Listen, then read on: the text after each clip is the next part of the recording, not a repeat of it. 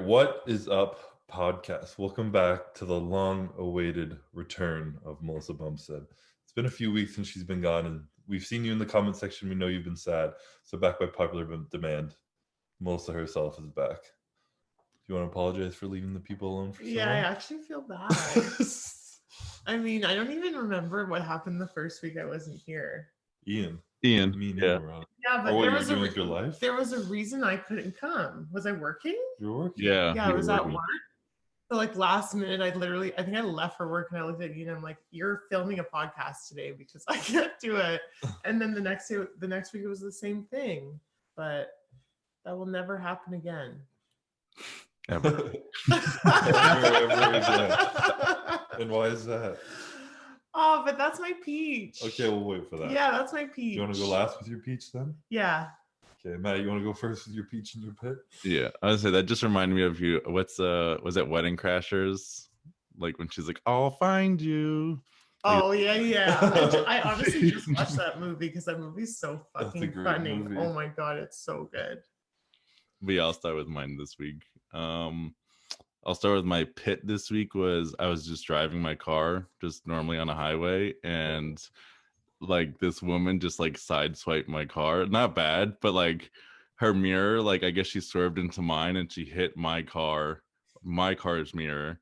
And I'm like, well, I don't know if there's any damage. So I would assume you'd like pull over. So I like get next to her and she's just sitting there like waving at me. And I'm like, are we not gonna stop? And she literally just kept on driving. You're So, like, lying. No, just kept driving. Did you get a license plate? That's it. So I got her license plate so that if I got out and the damage was like bad or anything, like I would obviously have it, but it was just like a scratch, so I didn't really care. But I mean, I was so like in the moment, she just like waved to me and I was like, you gotta be kidding me. What? I could see you being so mad. Luckily I wasn't too mad. Like it just was one of those things where I was like, I think her mirror just hit mine and like her mirror was the one that like snapped back. Yeah. But that's the one that has like the camera on the side too for mine. So I was like kind of pissed for that. Yeah. But luckily it was just a scratch. So thank God. It's funny because I was getting my hair cut and there was another girl like getting something done too. And she was literally saying on her way there, a woman had sideswiped her car. Yeah. Well, it's funny. But like bad. Oh, hers was bad? I think she couldn't even open her door. Oh my god! But it was she said it was like a 90-year-old woman that like just like fucking like yeah, and she was so mad. She was like, now I have to go get a fucking rental. I have to go to the police station. She was like so annoyed. I was like, yeah, that sucks. I mean, like for mine, like I don't care as much now, I guess, because my car's I mean, I care about my car, but now that it's like older, I'm like, as long as like nothing was too bad or anything like that. You just said your car is fancy. Well, no, he has the fancy mirrors. Yeah. The mirrors have cameras on them. So when he changes lanes, it shows you. Yeah. I just care like if that was fine or anything like that. Like I said, it was just like a small scratch or whatever. But if it was bad, obviously I would have been pissed. I mean, like I look at it more like now that I'm older, I don't care as much about that stuff. It's more, hey, everything's all good, like from whoever's in the car kind of thing. And it wasn't anything. Yeah. So I didn't care so much. I'm trying to be a more positive person. Less road rage in the Jersey in you. Does he have road rage? No. For a Jersey boy, no. I would say like my road rage, like in Jersey, which is pretty typical, is like if someone like cuts you off or something, you're the person that will get on their ass like as close as you possibly can and just ride them the entire time. I do that a little bit now too, though. Yeah. Really? Get my truck. I feel like I'm menacing behind them. So like close. Oh my god! It's like it's not smart at all, but it's usually like my one thing that I'll do. Yeah. I don't think we do it because it's smart. Like, oh no. You're not. I mean, I'll speed up to like get next to you and just like stare at you. Oh. Yeah. This guy with a giant beard just glaring. Yeah, I'm definitely the girl that did it and is like so scared, like won't look, like just like, oh my god, he's beside me and I just fucked up. Like don't look. Like that's me for sure. I mean, like my thing is like I've had people. I mean, even if you're at like a light or something and someone says like something to you in Jersey, they'll like scream at you with their window open or whatever, but I'll kind of like make up a sad story or whatever, like, oh thanks, like my dog just died or something. My grandma just died. Yeah. And they're like, oh my god, I'm so sorry, I'm for yelling at you. You should be. Yeah, it's so bad. Savage. Yeah, I we do lie not have really- that. Yeah, I lie in weird situations like that. I feel like I would never, I don't think I've ever been yelled at. Oh, once for texting. I've gotten that. An old man yelled at me, but like I don't think I've ever seen like road rage like that. I've gotten yelled at with texting, and I'll be like, "Well, sorry, my mom's in the hospital" or something like that. Like bad. I'm texting her doctor. Like, what do you say? I got chased down once in a parking lot when I was like What? 17. Did you do something? No, a guy was walking and I didn't see him and I turned and I wasn't close to him. He was like on the side of the lane, the right side, and I was turning into my lane and he was still here. So I had like 5 feet between him, wasn't even close. And he like put his arms up and yelled at me and I was like, shit, sorry. And then drove off, parked in the parking lot like 100 meters away. And he had jogged down to catch me and like started yelling at me when I opened the car door. And he was like, Jack, fucking teenage idiot, not looking where you driving your mom's car, like freaking out at me. And I was like, what the fuck, this is my dad's car. and then he just stood there and looked at me. I was going to GNC, I was in Centrum. Yeah. And I just stood there and I was like, are you okay? And then he was like mad. He's like, just learn how to fucking drive. And he like walked off and I was like, what the fuck? And he just left me. But he ran and he was out of shape. He was like out of breath. He ran across the parking lot. Yeah, There's nothing worse than someone who's gonna run over to you and try to yell at you, and he's just standing there out of breath trying to yell at you. Like, I'm literally like 17 years old. Like I am an idiot. I know. Yeah, but some people are so angry they just like need to like release it at every single like point. You know what I mean? Like that's sad. I feel. Increase that high blood pressure a little bit. Oh god. I'm surprised that even happened in Canada, to be honest. It's rare. It happened once in my life, so. I mean, it's probably like a monthly thing here in Jersey, so that's true. That's normal. Probably. I'd say my peach this week was went on a date and absolutely crushed her in bowling. So it was like period. I was expecting that. I thought he was just gonna say crushed it, and I was like, "Oh, what? Beauty!" Like, what's that? Bowling. Yeah. So you impressed her, or was she mad that you beat her?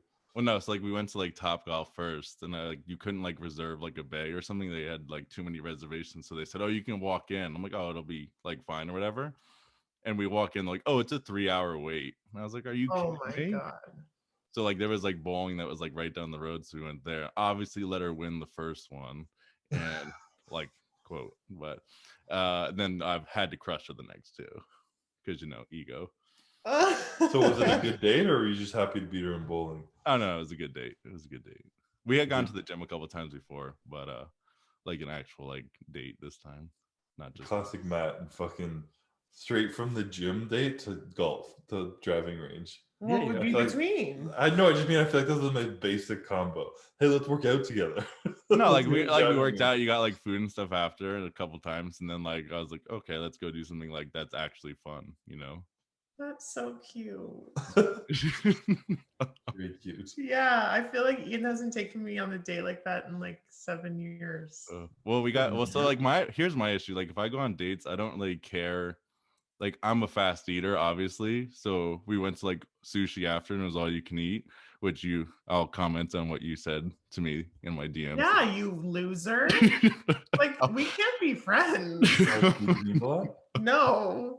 I mean, I don't want to interrupt what you're saying now, but well, yeah, so we'll get to that. But yeah, it was all you can eat sushi, so as I'm eating and stuff, I don't really have any shame with my eating or whatever. I think she was like talking mid-sentence, and I had just been shoveling him in. Not even breathing, but still able to talk in the middle. And I think she like looked down, she's like, "Can you like save some for me?" Like oh, God. And I was like, "Oh man, I'm sorry. I just forget." And I kind of just start going. I don't know anyone else who would ever be like that. I'm so like self-conscious. Like eat one, like wait, and like be like don't eat too much. Like I wouldn't overeat on a date. Well, that's like we did that, and then we had gone after that. Like normally you get ice cream there. We got ice cream at like this like local place, and I of course get like the large, and they were. I think it came with like 3 flavors, and I'm like, "How many flavors can I get of this and that?" And she's like, "Oh, you can get 3." I was like, "Well, how about if we just made it 4? Can we do that?" Of course, I'm just eating all this food, and it probably is gross, but whatever. It's not gross. I feel like it's good to be able to like be yourself. You know what I mean? Well, I said she works out too, and like she's into food too, so it was, I guess, like not as bad. Yeah. But a normal human being would probably be like, "Oh, this is just disgusting." You're a pig. Yeah. What's wrong with this guy? How are you not so fat? Yeah. Yeah. You just shredded Yeah, meanwhile. we're so shredded. But back to what you I had posted the sushi, and I just put like, so she had gotten Philadelphia rolls, and I hate Philadelphia rolls. I can't stand cream cheese, number one. So cream cheese with sushi is just no for me. And I had posted the story that said Philadelphia rolls suck, and Mel was like, "We can no longer be friends." I feel like that's like the goat. Mm-mm. When I didn't like sushi, I thought so too. But I do now, like sushi. I understand that. I'm not chirping you for not liking sushi, but like I don't like it anymore because it makes my belly like full, and like the dairy makes me not want to eat more. So I like go for the other stuff to eat more. Like I have like for sushi, I always have to have like a soda to make myself so I can eat more. It helps me burp. So Yeah. so usually I'll use the soda to get more like space in my stomach after a while, so I can continue to eat. Would that not do the opposite? He always says this, and I would think that. I feel like when you drink soda and it's like carbonation in your belly, it's like expanding. Well, in the beginning it does, but then like when you finally get that burp, like I'll be like, "Oh, I gotta go to the bathroom," so I can just burp, and then once it's all out, I'm like good to go. I was gonna say, do you go to the bathroom? I was gonna say, picture Matt just stuffing and those burping at the table. Question: how long until you feel comfortable burping in front of your date? Oh, I would do it the first day. I really don't care. Really? You would just belch like? I mean, I'll be like polite. Like I'll try not to. Sorry. Got room for more. Yeah. That's how I see it. Getting my money's worth, you know. But yeah, I don't think I like burped like loudly like that when I was there. But I mean, I don't really care too much about that stuff. I mean, we're all human. I'm the same though. I have to have like a Diet Coke when I'm having like a burger or like sushi or something. Yeah. I don't know why. It's hard to. I have water too. Like I usually have like a water and Diet Coke. Tradition or flavor, or like you It, want to get it might be like the relation of taste. Yeah, just like your head. Yeah. But Coke and a burger. I feel like Philadelphia rolls are not the best, but they're like up there. I feel like the best is spicy salmon, spicy tuna, spicy tuna or spicy crab. Yeah, I agree. You know, just the basic, a little bit of tempura, and a bunch of tiny little rolls. You know, like the roll needs to be small enough to be bite size, or else I'm usually like, ugh, how do I eat this? I mean, I've gone. All right, so this is always like the funny story that I've gone on a date before for sushi. I hope to God she's not listening. Probably not, based on probably not. What did you do? I didn't do anything. I had to keep my mouth shut. So we went out and she got you know how they have the tempura, and on the one it has like the shrimp tail that's like fried on the end. Yes, but you don't eat the shrimp tail. Like you just bite that off. Well, no, like, do you really? I was sorry, sidetrack. I was at Calvin's house. Parents are they're Laos. They make like very like Vietnamese food, all that kind of Asian food and everything. And they have shrimp fully shelled, everything, head salon, eyeball salon, tail salon, the whole raw. They chip it, like put it in tempura, fry it, and you eat the whole thing. Yeah. Really? Okay. Well, I guess I'm pretty sure that's very common, especially Vietnamese like culture. I think you like deep fry the whole entire thing, eat it, like eat the whole fish. Well, I guess this isn't as bad, but in the moment I didn't know you could eat the tail, so she never had seen this before, and so she literally was like, "Oh, how do you eat these?" And I was like, "Oh, you just like pick it up and bite it," and she just puts the whole thing in the mouth, tail and all, and like in my head I was like, "Ugh." Like I couldn't look at her the same after that. You never had another date. Did she enjoy it, or did she fit it out? Like she was like, "Oh, this is good." Like, well, in my head, I'm like, "You're eating the tail." And have you done it? Can you actually chew it? Yeah, I don't like it. I'll agree. I think it's disgusting. But I was at Calvin's and I was eating them, and she's like, "You can eat the tail. You can eat the tail." She's trying to make me eat them. I was like, "No, I don't like eating the tail." And I do it, and then all of a sudden I go to one next piece, and I see the eyeball, and I'm like, "Wait, the heads are still on this?" And she's like, "It's the whole shrimp," and I'm like, "Oh, I'm done."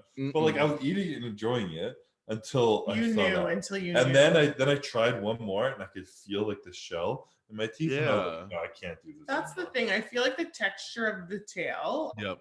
Seems like it wouldn't be okay because it doesn't just like bite, it like comes into like little like bony pieces Yeah. almost, and it's like in your teeth. Yeah, like sinewy bits. Yeah. Like that's like if you like had eggs and you accidentally left like a shell in there. Yeah, And you like chew down on it, not expecting a crunch. Like that makes me gag. I've done that. Yeah, it's disgusting. So yeah, like I said, when that happened in my head, as someone who like again, I didn't even know you could eat the tails for like whatever that culture or whatever. And I saw this, and I just like immediately was like, don't laugh. Like whatever you do, don't laugh, don't say anything.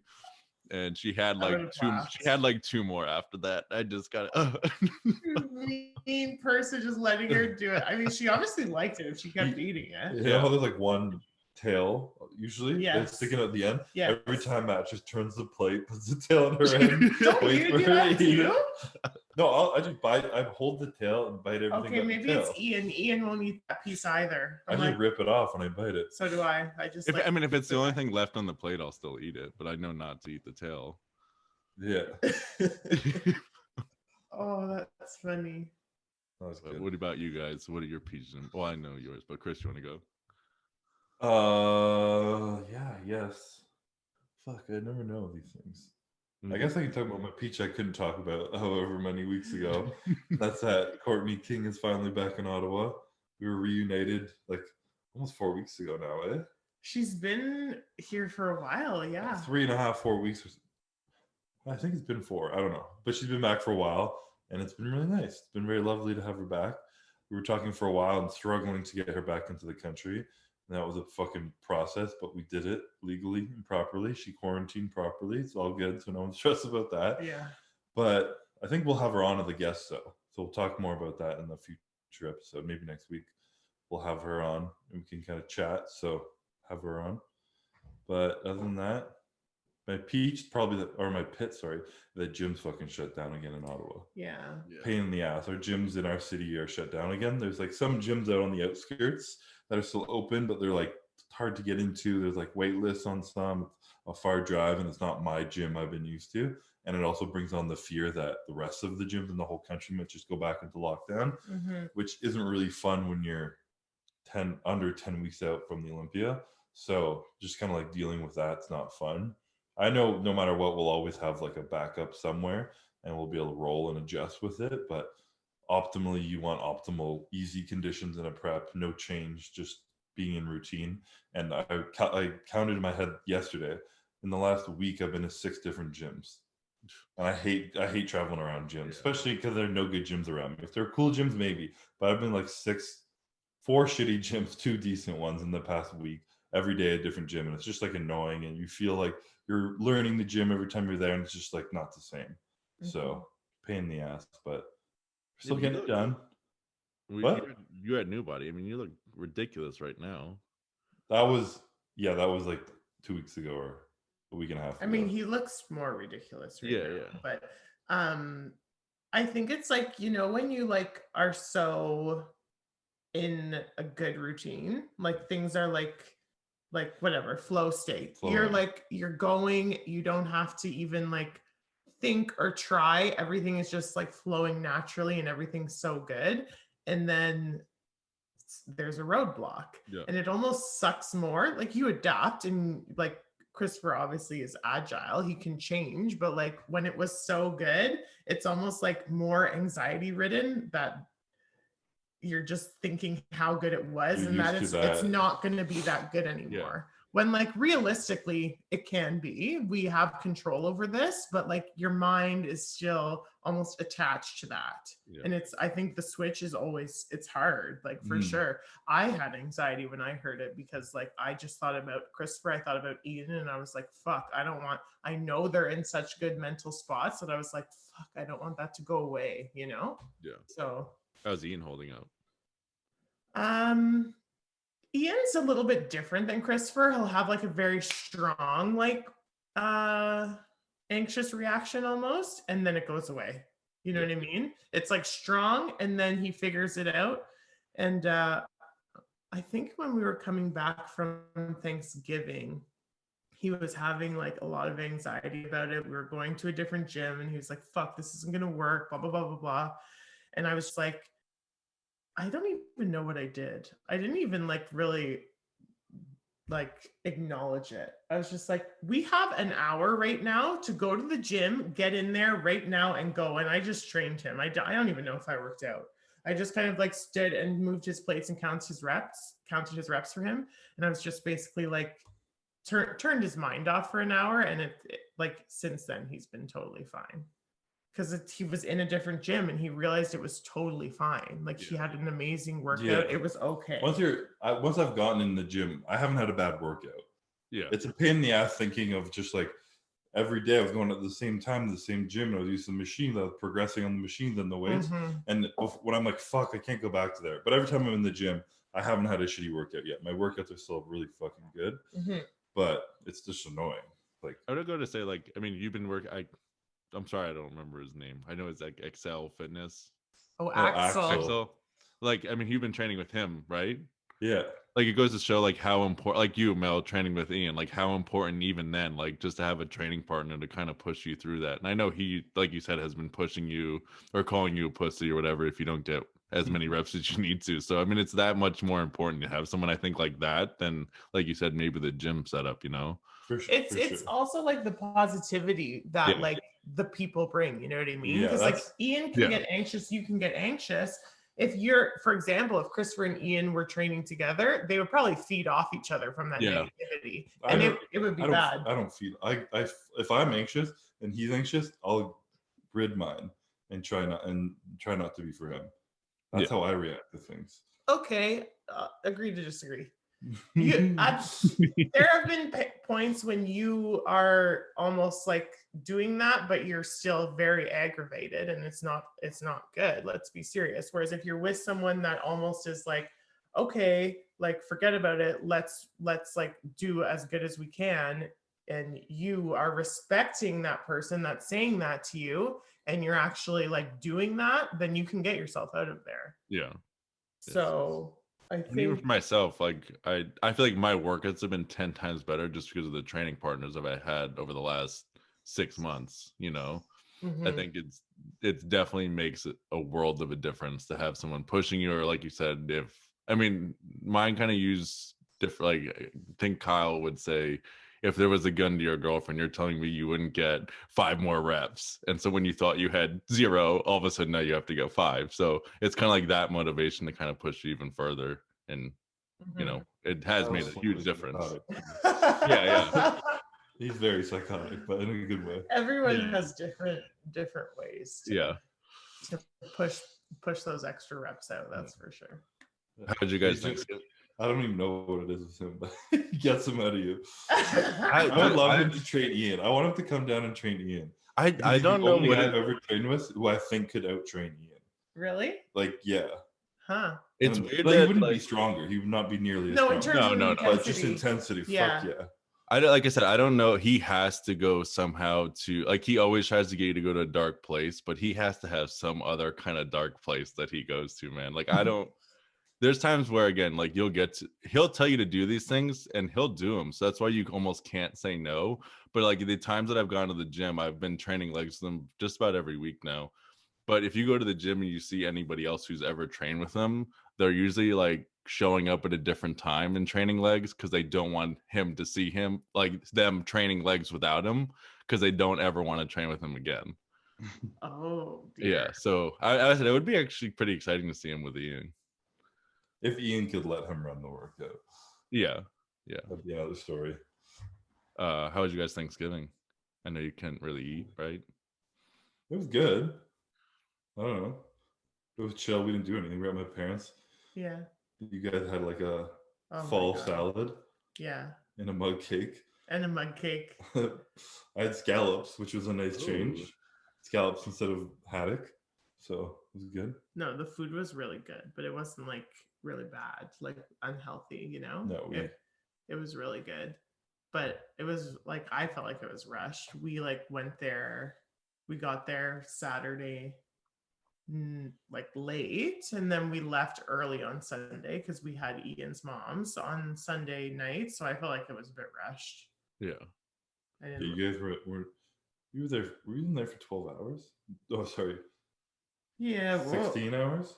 Yeah, we were there for less than 24 hours. Really? So it was like it, and like basically 10 of those people were sleeping. So it was rushed. Like I didn't feel like I really like sat and talked with my parents and chilled with them, but that's okay. There will be more time for that now. Yeah. Why is that? What's your peach of the week? Yeah, what's Melissa? the peach of the week? I feel like everyone already knows, but I finally ripped the band off and left my 9 to 5. Let's go. So I'm so, oh my God, I'm so happy. I didn't know how like heavy that was on me until it was gone. And now I'm like so fucking happy. I can't even explain it. And it's funny because I mean, Christopher is probably the one who's been telling me for the longest time to like leave because it's not something. I mean, I feel like you would basically word it as it's a thing that's holding me back from doing what I actually want to do. Yeah, or finding what you want to do. Or figuring out what I actually care about. Yeah. So, but like, it's always a safety net to have like a paycheck, you know what I mean? And like, you don't really have to think when you have a 9 to 5. You just go in when you're told and then you leave when you're done and you get your money and that's it. I think that's part of the problem though. You know, 'cause like now that you just turn your mind off, you're never thinking of because when you get home, then there's no time for your side project, or you tell yourself that there's no time for it and everything like that. But I think that's where, or even if there is time for it, it's your like innovation and your energy for it is shunted. It's like not, and I think well, first I was asking to go down to part-time for a very long time. And it was basically like the runaround, like, no, we can't do it. We don't want to do it, blah, blah, blah. Maybe later, blah, blah, blah. And then traveling Ian did Tampa and I didn't go and it was a disaster. And after that, I went to talk to my work and I was like, I'm never not going to a show with my husband again. So I don't know what that means for me working here. There's a quarantine order when we travel, but like if Ian wants to do 5 shows, I'm going to all 5 of those shows. And they basically were like, that's fine, we'll figure it out. Yeah. So that was like something that I was like, okay, then I can stay full time. And then I left for Ian's show. I had a 2-week quarantine after, and that's when I started like feeling like there was so much like in me that wanted to come out, you know what I mean? That like I wanted to like create and do and connect, and like I never really had those things coming to fruition before or like coming to the forefront of my brain. And that's when I sent an email to my work and I was like, okay, you're giving me part-time or I'm leaving. And then they didn't answer me. And then finally Ian looked at me and was like, fuck it, just leave. Like, fuck it, just leave. And then one day I was like at work on a Saturday. It was like my second shift back after quarantine. And I just knew, like, I just knew, you know? Yeah. And I just looked at my boss and I was like, I'm sorry, but like, this is my 2 weeks notice. Like I have to leave and pursue other things. And he's an entrepreneur himself. So he was like, it sucks. Like we're sad to lose you, but like, I understand. And now I feel like a free woman. And I've only been not there since Friday and I already feel like so much happier. You just feel like a weight lifted off your shoulders?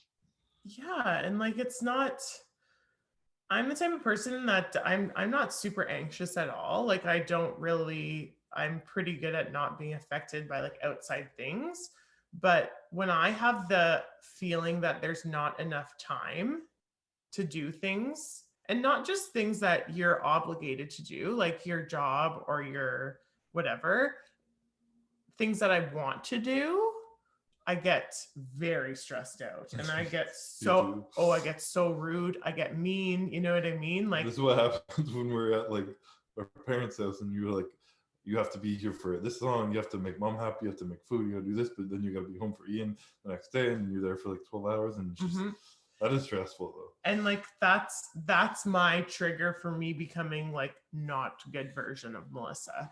And that's what was happening. And I was almost getting angry because I didn't have time to clean my house. I didn't have time to do my laundry. I didn't have time to cook cook meals for my husband. I didn't have energy to train hard in the gym after standing for 8 hours. Like my knees would be too sore to squat heavy. And you just start to get so like resentful of your life. And I don't want to live that life. You know what I mean? And that's, to be honest, that's only going to get worse as you start having children, as you start, like when I start competing next year, it's only going to get worse. So I'm now taking control and I'm going to build a life where I can do everything that I want to do. And I work on my own time and I do these things and I feel like I'm capable of doing that. So why the fuck shouldn't I? Yeah. And I feel like I'm like standing on a platform right now, like. So But anyways, that's me right now, and I'm like very like. I still had a day on Saturday where I got super stressed out of time, and like I left the house and I was going to my parents, and I was like, I still had that, but then like Ian looked at me, it was like, relax, like you don't have to go to work on Tuesday, it's okay, like you don't. Whereas like my old brain starts like thinking ahead, like, well, I have to do this before Tuesday because then I have an 8-hour shift. And then the next 5 days, I'm going to be working and spending 3 hours in the gym. And like, it just spirals. And now that's just gone. And it's kind of nice. I mean, it's more than kind of nice. It's fucking amazing. Can't complain about that. So that's, Do you think it had anything to do with like, say like for like the year and a half of like not competing? Do you think like that whole thing was just as effective as kind of like the other things you were dealing with? Do you think that was like holding you down or holding you back, like Chris said? Oh, see, this is like hard because I still don't know if I've actually gotten to the root of why I ended up like so dark for that year, for that like 18 months. But I do believe that me choosing to get the job, the 9 to 5, was almost me searching for a way to pull myself out of that like darkness that I was feeling. And I think it served its purpose. Yeah. Like I wasn't able to initiate drive, so to say. I wasn't able to initiate the self-sufficient wake up and go to work. I had to get a job where I was clocking in 9 to 5 for me to actually like get off my ass and do something 100%. Uh-oh. You still there? Yeah, still here. Can you see us? Yeah, I can hear you. Oh, okay. English. And then that the job served the purpose. I started going to work every day. I started to feel less like a piece of shit. I started to feel like I had value again. Like it served its purpose. But like after a while, you're doing this job and you're like, I'm now stuck in a box. Like I was like in this like job role that was like way too small. Like I couldn't even think or like create or do anything that I wanted to do. I was just like a robot at work. And then it pulled me out of this like cycle that I was in of just like doing nothing and hating myself for it. You know what I mean? Yeah. And so I think it served its purpose. I don't know if I answered your question. I know what definitely. your question is. I was gonna answer whatever the question was. I feel like that's like a good point though. Of like, I think there are a lot of people in your what position you were in who like want to do something but don't, or just feel like they're doing nothing. And it is kind of about taking it step by step. And your first step was just getting off your ass and doing something when you felt like you were being a bum and you were feeling shitty, still able to pull yourself out, get your job, do it. You think it served a purpose. It definitely did. Everything is bringing you somewhere. And everyone talks about like levels to life and shit. It's the next level. You completed that level and you're like, okay, I'm too good for this now. I don't like saying that. I can say it because it's you. But you've leveled up past that 9 to 5 job and you're like, I can do more than this. And like it might have felt like a while, but it didn't take you that long to realize that. Considering the amount of people who live their lives forever, like you said, they'll have their kids and start doing all that shit, working that 9 to 5 that they hate, and then they're resentful and they pass that resentful attitude on their children and just aren't happy with their life. But I think it's important to do it step by step and understand when is the right time to go to the next one. So I have a lot of kids reach out to me too, and they're like, I want to not go to college and I want to be a famous YouTuber and all this shit. And I'm like, okay, but you're 17, 140 pounds. Like, what have you done to prove that you can have the ability to do that? Like, you haven't done anything yet, you know? And so it's kind of like understanding when your right time is and taking it level by level, and not just going from high school to fucking famous YouTuber or whatever the fuck your goals are, you know? Yeah. Like, I think you still have to, as a human being, still have to pay your dues in a sense. Like, you still have to go through the process and everything else. So like, while your process is happening now, someone else's might not be happening for another 5 years from that, you know? I think you still have to go through finding, like you said, finding yourself. And at the same time, you were going through, like, you're doing coaching and stuff now and everything else. So you have to have a plan in place too. Like, you have a plan, you're doing this. A lot of people, you're like, we're not saying just like go tomorrow into your job and just quit. Like, don't do that. But again, you want to find what you're passionate about and kind of like don't give up until you find it, in a sense. And there's a fucking Gary Vee always said this, and you were talking about how you, like, when you're working that 9 to 5, you lack the motivation and energy and all the inspiration to do other stuff, but you still did. Now, he preaches is like, you're working your 9 to 5. If you really want to get out of it bad enough, you will set the foundation and create that other life before you get out of your 9 to 5. You'll wake up early and you'll do your shit you have to do. And you did that. You fucking racked up your clients and everything. That's not your end goal at all, but you were like, this is going to be what I set up while I'm working. This is going to compensate for the work when I quit. You set it up while you're working. You had two things going on at once, which was stressful, juggling that. And then you quit the job. You have one that's easier now, and then you have more time to the bigger goal. So it's like, fucking take control of your life, you know? Yeah, there obviously has to be like a plan. Like, I didn't like look at my job and be like, I'm leaving, I have nothing. Like, there was probably like 4 weeks where I was doing probably 2 like 40-hour a week jobs. Like, I was literally waking up at 6 p.m. and I wouldn't stop 6 a.m. and wouldn't stop working until I went to bed at 11. And I was so tired. It's funny because, like, I make the jokes all the time that I like to watch reality TV. That's like my vice. And it's like, I haven't watched an episode of reality TV in probably 6 weeks.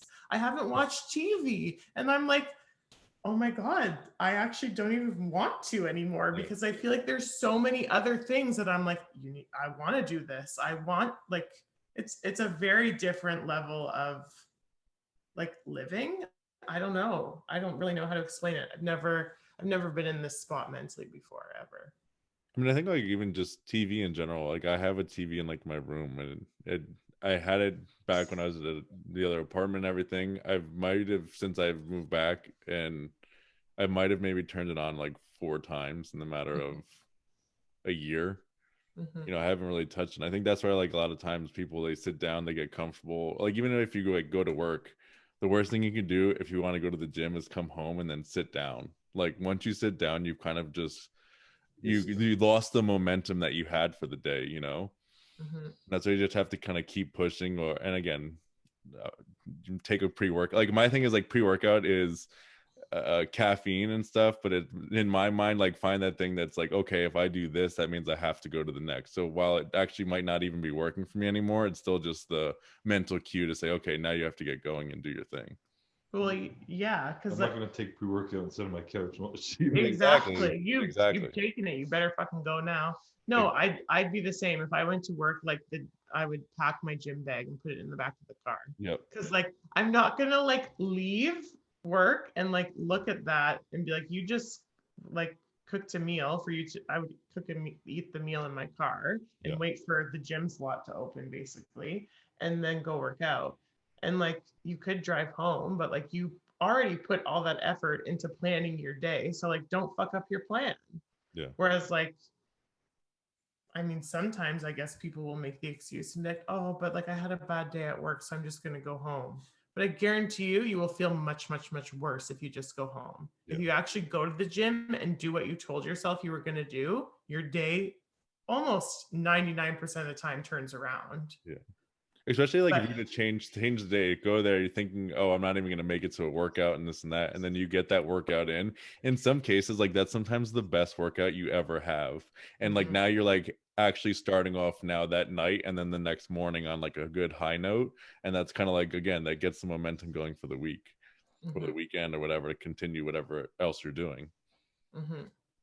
100%. I feel like that's how a lot of people build up their anxiety, is by like having those excuses and falling into those thoughts and going home.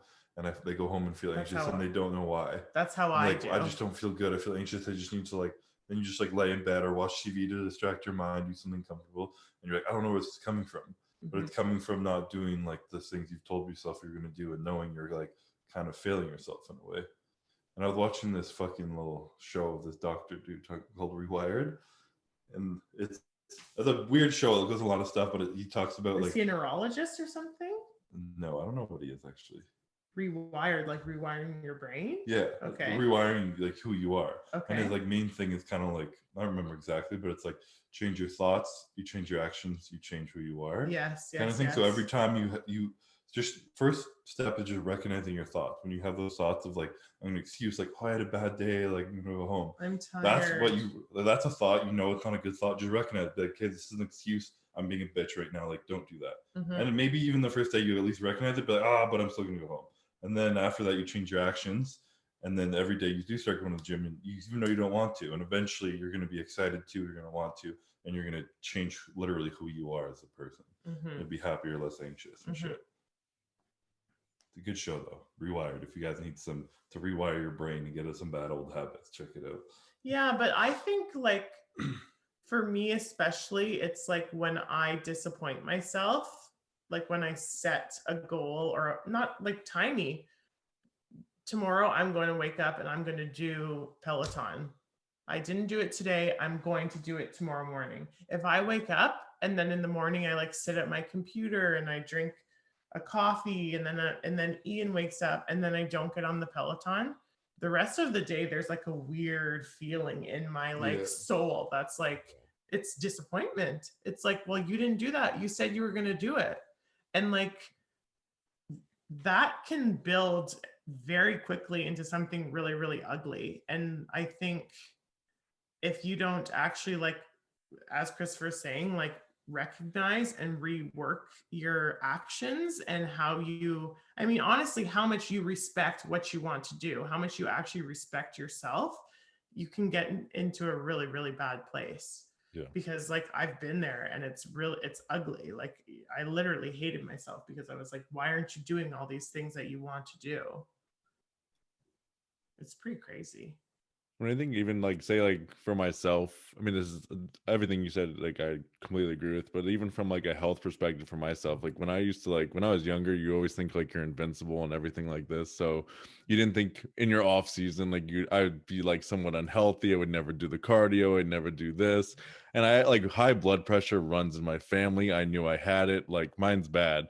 And it got to the point where like finally like, one day you have to say, hey, like am I going to take 10 years off my life and die of a heart attack or something and at age 50, or am I going to just do the 30 minutes of cardio a day, you know? So kind of like changing that mindset to just go out there and do it. And that now if I don't do the cardio, I always feel like, oh well, I try to tell myself, oh, you just lost 30 minutes of your life. But I try to like play that little mind game sometimes to kind of like motivate myself to go do it, you know? Yeah, I mean, that's something that I feel like comes especially like as you age, right? Yeah. Like you mature and you start to like actually think about the impact that you're having on your entire lifespan because like that shit matters. I mean, even like, so like where I was training at the one gym, the one kid who was on last week, Anthony Mantello, he was asking me questions like yesterday about something. And I think it's like, you kind of like start to realize I'm telling him at 18, he still cares what people think about him, essentially, you know? So it was just like asking certain questions to him. Like the first step of you like kind of like opening up more in that sense is like, as you get older, you stop caring about the little things, or you know that if in that moment that's literally not going to matter by the 24 hours from now, 5 years from now, whatever. Once you kind of like get to that point where even if someone doesn't support you in doing something, or like again you want to do your own entrepreneur type stuff and nobody believes in you, again it's kind of just pushing forward and not caring about what that person thinks, because at the end of the day that's what's going to kind of hinder you and hold you back. It's those self-doubts from others that'll start creating the self-doubt in yourself. And he's 18, so I was like, dude, I was like, he has all the platforms in the world to like continue what he's doing, and it's it's not helping him to think like, oh, well, my friends think I should be at a party or this or that. Like I said, you need that balance, but again, it's not like it's your life, take control of your own life. Don't care about what they're doing. Yeah, that I feel like takes like a long time to come. The like not giving a shit what other people think though. Yeah. Like that, like I feel like I'm about to turn 30, and I think this year is probably the first time that I can actually say that I feel like that. Yeah. And like it's funny because I was talking about this with Ian. I think we were driving home from the gym, and he was like, "You're training really hard right now." He's like, "I don't know if I've ever like ever seen you, even when I first started working out." And let's be serious, that's when I was like, I want to be jacked. Like I'd like you know what I mean? Like you're pushing towards like, I mean, I was pushing towards having muscle, like being jacked as a woman. And as soon as you get that and you start to get this negativity that comes along with it, you start to be scared. You lose the passion for lifting because you're like, well, people very close to me are telling me that I'm starting to look worse than I did before. Like it seeps into you, you know what I mean? Like, let alone the strangers on social media or strangers, like I'd be in Lululemon and like people would come up to me and be like, why do you do that to yourself? Yeah. And like that, let alone those people, but like people that are like very close to you in your direct life, they're like, oh, well, like, don't you think like you looked better before? Like when you could fit into clothes a little bit, like you have too much muscle. Yeah, like very odd things that affects you. And I can say for my entire career before now, that prevented me from working out hard in the gym. 100%. And this is the first time that I'm working out. I'm like, I don't give a fuck if you think my shoulders are too big or that I have big triceps or that you think I'm running trend, whatever people say that's so completely inappropriate. Like, I don't really care. Like, this is actually making me so happy. And I like the way I look. I'm fucking hot. So it doesn't matter. And I'm 29 years old. This is the first time I actually have ever felt like that. Not just said it, but actually felt it in my body and in my heart. So like, I don't know. I feel like it's really sad that like we spend so many years of our life making decisions based on how fucking Jimmy down the street, what they think about us. Like it's actually crazy. I mean, from my perspective, again, I've like you said, never always been like this. So my backstory would be, I mean, I've always been in the gym now, probably for over 10 years. When I first started, I actually didn't go to the gym. My dad had bought, like, so when quarantine started, I had actually all these weights and stuff that he had left over. So I had someone to always train because I had these weights. I was almost too afraid to go to the gym. So I made my garage actually my gym for like the first year or two. Why were you too afraid? Because you felt like you were like out of shape or you were No, because small? I think it was just like I wasn't where I needed to be, like look how I looked. So I needed to like kind of get myself to that point first before I like stepped in the gym. I almost felt like I wasn't like worthy enough to be in the gym. So I needed to like build myself up first. So I like for the first like year to 2 years, I had worked out like in the garage. So that's why like when quarantine started, I'm like, oh cool, like I'm already all good and everything. But like it definitely didn't help my like process of becoming, adding more muscle or anything like that. It definitely like held me back because I didn't have the equipment, I didn't have as much weights, I didn't have anything like that. I have a good setup, but it definitely wasn't the setup that you'd have at a gym. And have you ever like looked at anyone like in the gym and been like, oh, like they shouldn't be here. They don't No, look like they belong. no, I said, and I think I'm more so the person that, again, So I won't criticize anybody. I'm more of along the lines of, like, when someone says they're now intimidated to go to the gym, I know what they kind of feel in that sense. But like again, it's never I always tell them not to be intimidated because like I've been there and there's really no reason. And if someone's rude enough to like record you and stuff and do that, like I always think that's more of like shows what kind of person they are than it is who you are. but like my point is more like, why do we put that on ourselves when we logically know that we would never do that to another person? Oh, Like, listen, I looked in the mirror for God knows how many months and I was like, you can't show your face at the gym. You look like a fat piece of shit. yeah. I literally would have that conversation in my head. Yeah. And like, why would I ever speak to myself like that when I would never say that to another person? I would never even think that about another person. I mean, I It's think just like, mine goes back to like I wasn't like super overweight when I was a kid, but it was like I still had like the extra fat and everything like that. So like the gym kind of like became my safe space. So it is still now to this day, but in the beginning it was more of, oh, I'm still self-conscious about how I look. I'm still self-conscious of how other people are going to see me. So if I go to the gym and I'm not in shape and this and that, like it's not, I don't know, it just would make me feel weird in a sense. So like my first thing, honestly, when I first started working out, like I had to see results that first to like all of a sudden it gives you that like addictive, like I need to see more. The first thing I actually did, like I used to train for football in high school and everything, but I never enjoyed working out because you never saw like great results. You kind of just were hanging out in high school, whatever. I actually did P90X, those DVDs. Oh, I yeah. started with that for the 90 days, and after that's actually how I then got back into the gym because I saw the results. I lost the weight, and then I'm like, okay, now I can go into the gym and kind of like build myself up in a sense. I find it like interesting though, because like a lot of the people that have these feelings, they're in good shape. They're in better shape than the average person, but they're not necessarily where they want to be yet. Yeah. So then they are telling themselves like, whatever. Yeah, I have that in the sense of like after shows in the last few years, I take time off for my health and shit, and I'll lose 30 pounds of muscle almost. Yeah. And then I go to the gym, or if I travel or anything, like, is that Chris Bumpson? They'll come talk to me, and I'm like, they're gonna be like, yeah, and I'm like, they're gonna be like, oh wow, I thought you were much bigger. You look bigger in pictures, or like the show. I'm like, I'm normally bigger, you know. And I understand I look better than most people, but I don't look as good as I know I should. So it's like that's almost the pressure of you being who you are, though. Yeah, right? That's why I don't really relate it to the same thing, because I think that's positive to where I'm at in my life. If it's not positive to my mind, it's like I should be fucking hard on myself when I don't look like I should, you know, in a conductive, healthy manner. Well, that is something that pushes you. It's not something that actually stops you from like going and doing something. Yeah, exactly. Yours, that's not really a question of worthiness though.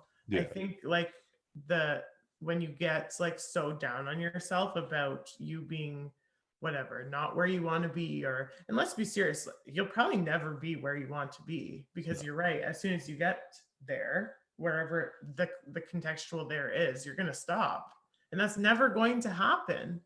So if you're constantly like, well, I'm not where I want to be, I'm so hard on myself, I'm not happy, this is the point. Like the point is that you're working towards something and that you're moving forward, and you obviously have that very innately in you. Like you don't even really need to think about it. Yeah.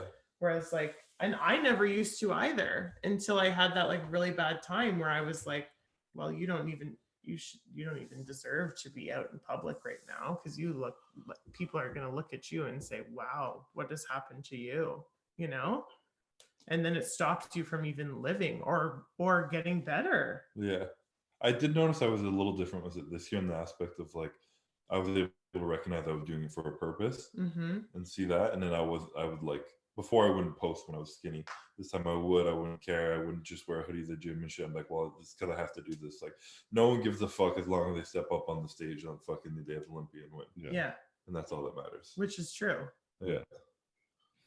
I mean, I go back to like the day that I knew, like when I had to start something. I mean, I remember the exact day I was like sitting in class in high school. I think I was maybe like a sophomore. No, I was junior, because I had broken my ankle, and like I was in the worst shape probably I'd been now for the longest time, because I couldn't work out or anything.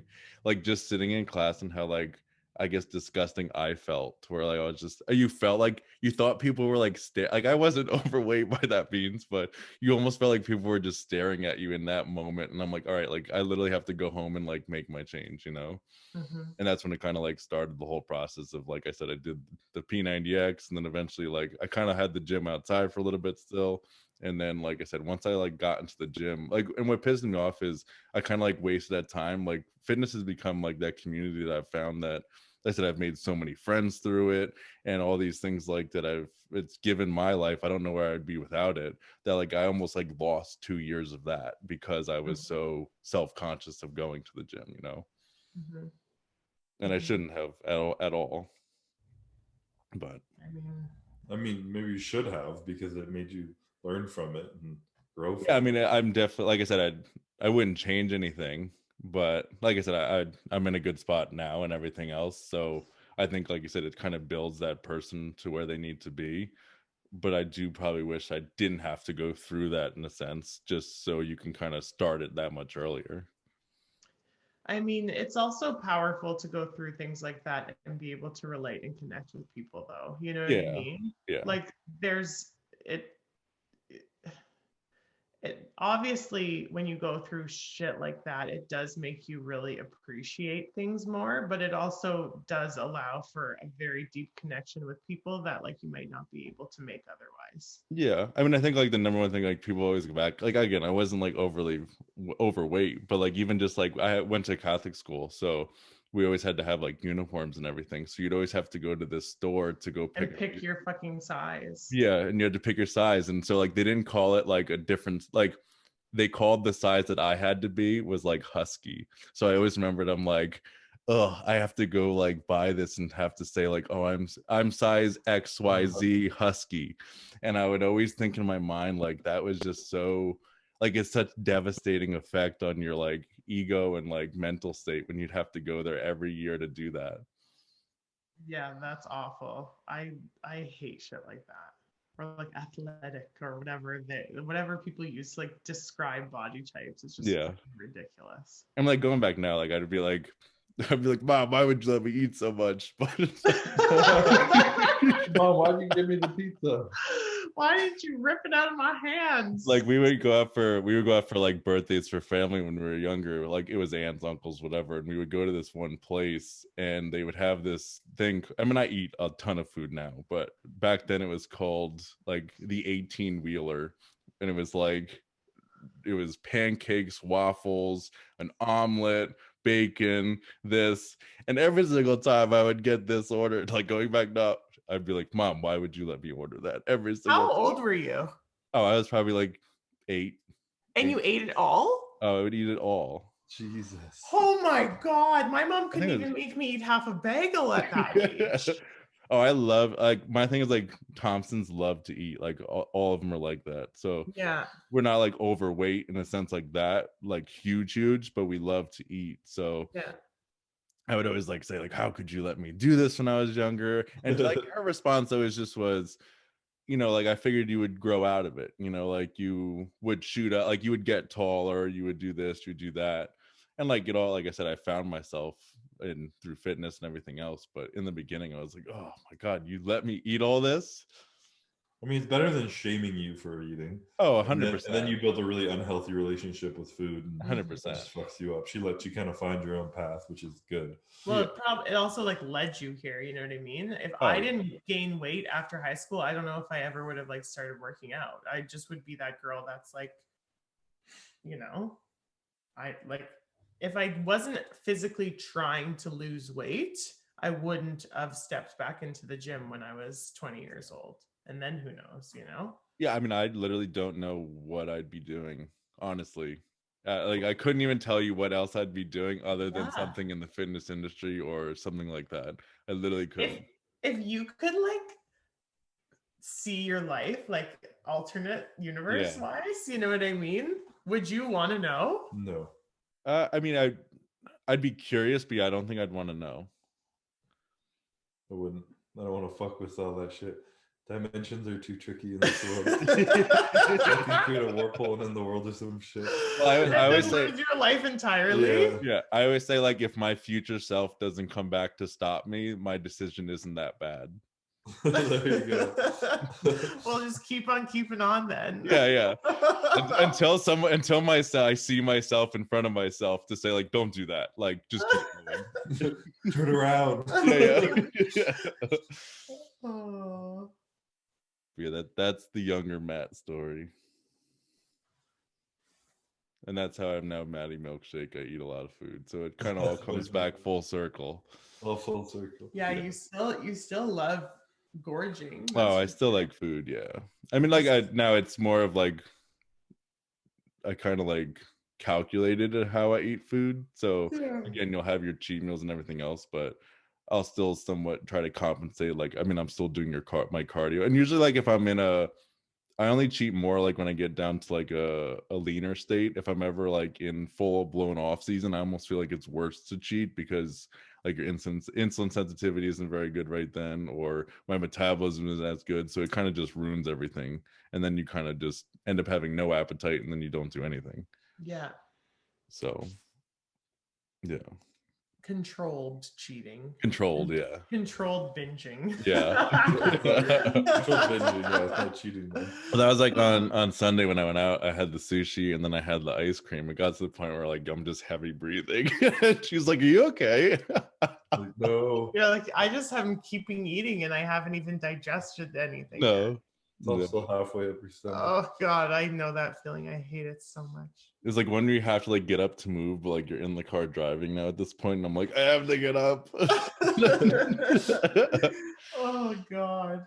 I've had that feeling in like years now. You don't want it. I want food, but I don't like want a lot of food like I used to. I used to want it. Yeah, I know you did. For sure, I know you did. I mean, you haven't had any really cheat now in a long time, but I mean, I don't see you having really any for your prep. No, but like he means like that feeling of overeating. Oh yeah. And he used to want that. Like, fucking like we would do it sometimes. No, like, yeah. Sick and shit, yeah. Whereas like I feel like for the last at least 2-3 years, like Christopher would never even be excited about going to like an all-you-can-eat buffet. You know what I mean? Yeah. I think the worst thing I've had in the last 6 months is like a muffin. A muffin? Sushi.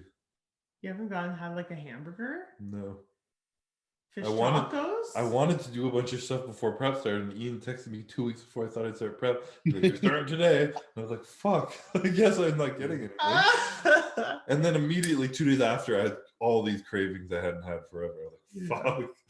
So bury them down. That's what people on the challenge have been texting me.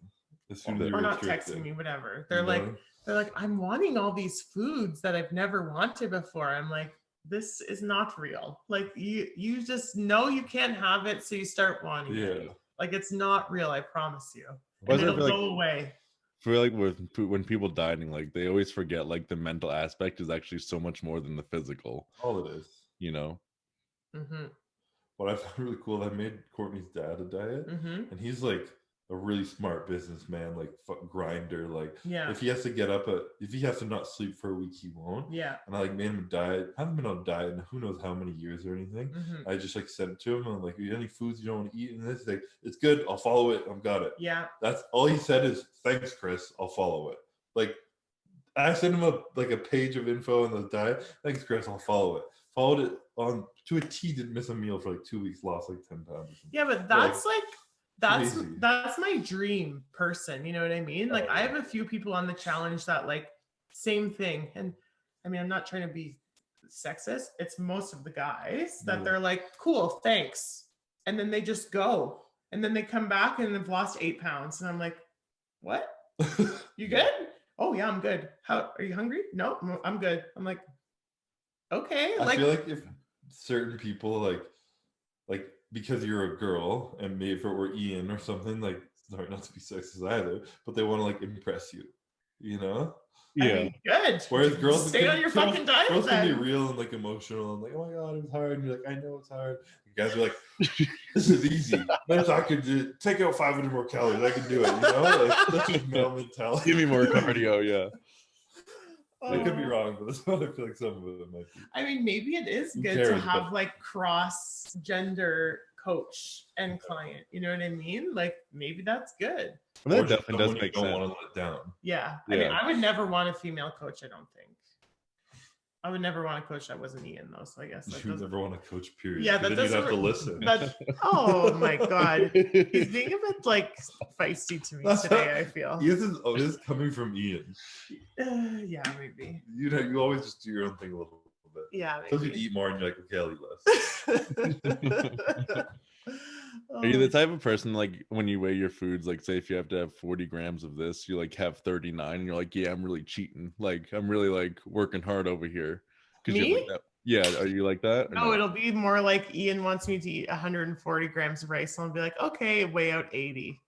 Yeah, okay, so you do that much. And then he's like, how much rice is in there? It doesn't look like very much. 140. Are you sure? Yes. Okay. And then that's it. and he's the one who's been weighing it now for so long. He literally probably knows just looking at it I how feel much. like he knows. That looks like 80. That looks like 77. And I'm just like, what? You saw the scale. Oh my god. Oh.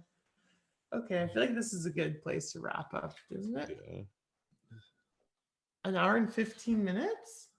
I guess so. Oh yeah. How long are we recording or going? I don't know. But yeah, I think that's somebody called me. That's good. That's all. Bye. Well, Courtney's coming next week. Yes. That's so exciting. Yeah, so if you guys have any questions or shit you want to talk about with her, comment below. I mean, I feel like just you guys talking about getting back together is going to be like 2 hours long. Yeah. I guess, yeah. I can act as therapist. Can we also have Poppy on? Depends how deep we get into it. Ask all the questions. Bring Poppy on, please. Yeah, Poppy, we'll just have her I need to get Poppy's thoughts on the whole situation. what she thinks about it. How do you feel about Are you happy to be back in Canada? Being reunited? And she'll just snort the entire time. Literally. Okay. Well, You too? yeah. You good? I'm happy to be back. She's back and she's not allowed to leave because she quit her job. Not allowed. Well, I won't have to. Yeah. Well, all right. Peace out. Catch you next one. Thanks again for listening.